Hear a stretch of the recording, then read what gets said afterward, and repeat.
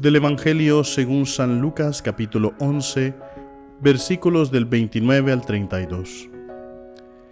En aquel tiempo, la multitud se apiñaba alrededor de Jesús, y éste comenzó a decirles: La gente de este tiempo es una gente perversa. Pide una señal, pero no se le dará más señal que la de Jonás.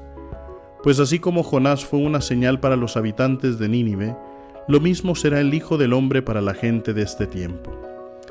Cuando sean juzgados los hombres de este tiempo, la reina del sur se levantará el día del juicio para condenarlos, porque ella vino desde los últimos rincones de la tierra para escuchar la sabiduría de Salomón, y aquí hay uno que es más que Salomón. Cuando sea juzgada la gente de este tiempo, los hombres de Nínive se levantarán el día del juicio para condenarla, porque ellos se convirtieron con la predicación de Jonás, y aquí hay uno que es más que Jonás. Palabra del Señor. Queridos hermanos, el día de hoy el Evangelio y la liturgia nos han presentado el tema de la conversión, pero sobre todo la conversión que no se quiere aceptar. Fíjense que una vez hablando con mi director espiritual, él me decía una frase que era muy bonita, ¿verdad? O sea, yo le había contado una situación que me había sucedido y entonces le decía que me sentía un poquito mal por esa situación que había sucedido, ¿verdad? Y entonces él me decía: ahora te das cuenta de que uno puede ir a la estación de tren, tener el deseo de subirse al tren, pero si no da el paso para subirse al tren, el tren se le puede ir y se va a quedar sin nada.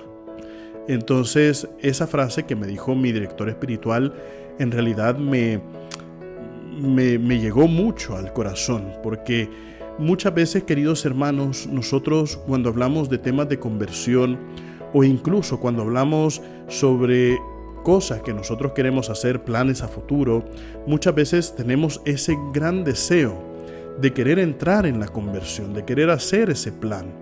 Y es como ir a la estación de tren y tener el deseo de quererse subir al tren y de comenzar ese viaje, hacer ese sendero, y sabemos que el tren va a partir a una determinada hora, pero también está el paso de subirse al tren, y eso es lo difícil de la conversión.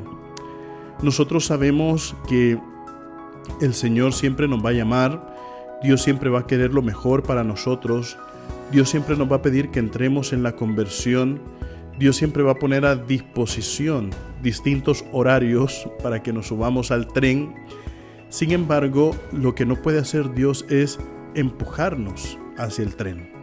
No, puede extendernos la mano desde el tren, pero no empujarnos hacia el tren.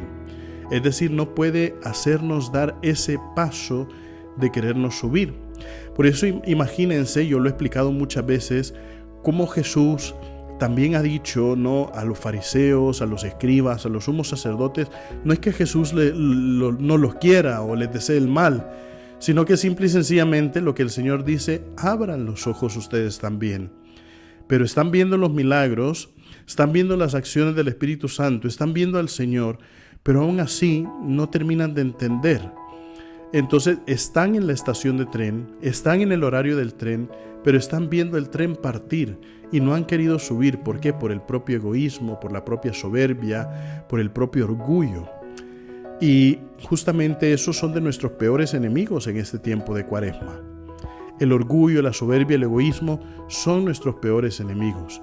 Por eso, queridos hermanos, el día de hoy el Señor nos invita a que tengamos esa docilidad, esa mansedumbre de la que hablábamos también, que es una de las virtudes a donde nos deja que Dios también trabaje en nuestra vida, que Dios también nos moldee y nos ayude a poder tomar la decisión de querernos subir a ese tren de la conversión.